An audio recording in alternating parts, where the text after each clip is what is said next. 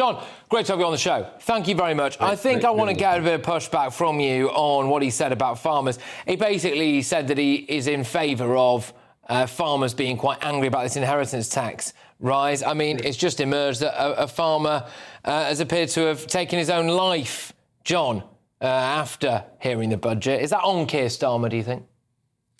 No, I don't believe so. I think it's very dangerous to speculate about the cause of any suicide. Suicide by any individual is tragic for them, tragic for their families, tragic for their communities, and one has to feel for the family of that farmer. But suicide's a very personal decision. It's motivated by all kinds of things. I think it's wrong to draw any. Well, we have spoken to the son of that individual, but I do take your point. I mean, Boris called it dumb. I mean, is it dumb? I mean, the Labour Party have now won quite a few rural seats and they've managed to alienate them all, haven't they?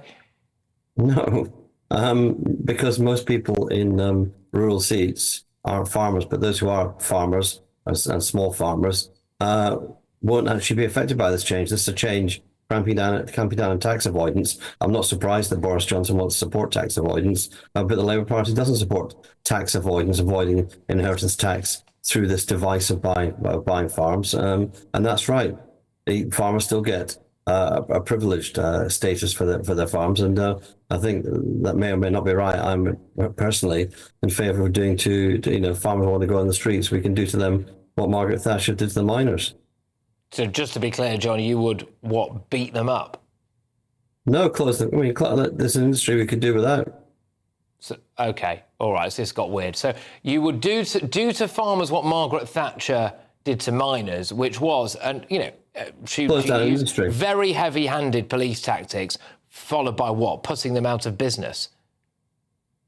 If people are so upset that they want to go on the streets and spray slurry on them, then we don't need the small farmers. Right. OK, John, I'm not sure that's a particular... You were, just to clarify, you were a former Labour special advisor, possibly emphasis on the word former there. But just to go on, Ed Miliband, I mean, Boris Johnson, I put it to him, are you Ed Miliband in a wig?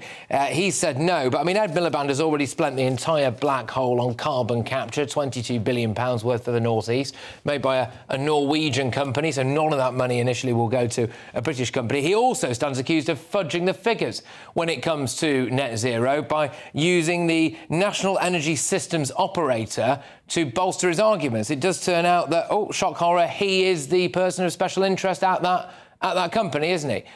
So is his position tenable, do you think? Yeah, of course it is. And Boris babbled on, as he usually does. He did nothing to take forward nuclear power. He offered 700 million to EDF. It would be great if there were cross-party consensus, but the Cameron government got rid of the nuclear fleet that had been agreed previously, and they closed down an entire nuclear program. You didn't do anything on nuclear power for 13 years, though, either, did you, John? To be fair. No, we had the nuclear proposals, which were closed down by Cameron. Nick Clegg boasted they're not going to be any use because they won't be delivering any power. The first station won't come on stream until 2022.